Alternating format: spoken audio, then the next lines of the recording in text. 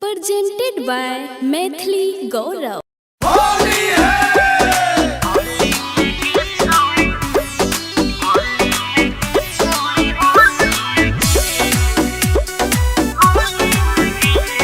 Bamkali Recording Studio, Mansi.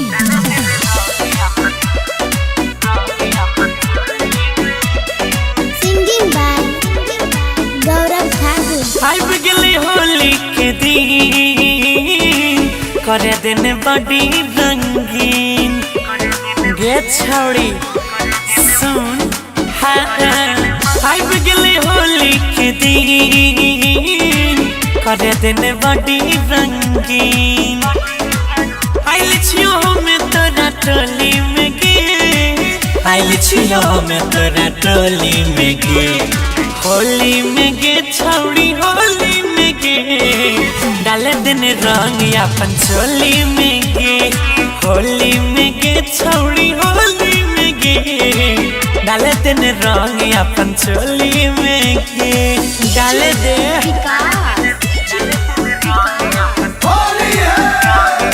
Mixed by Guddu Gudesh. Matyarala, Sitamarhi.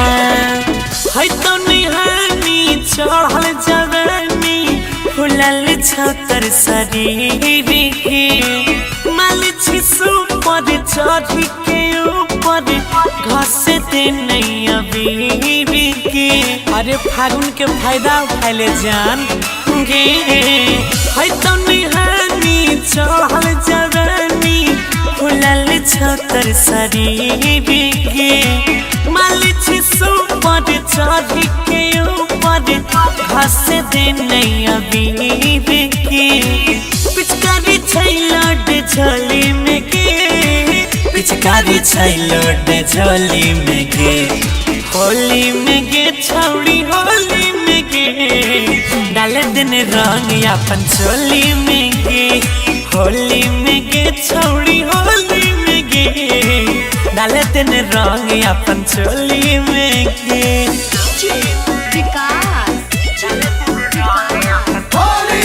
Mixed by Guddu Gudesh. Matyarala, Sitamarhi.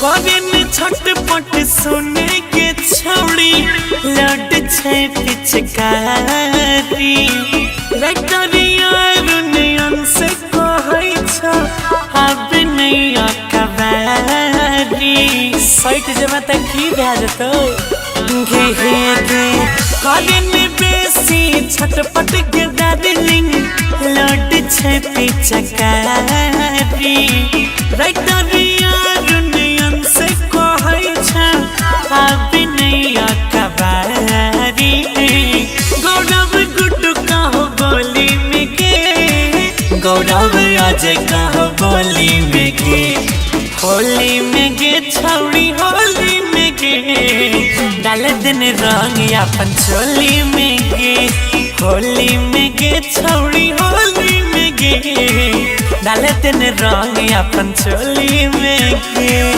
डलवा लो बुरा ना मानो Bamkali Recording Studio.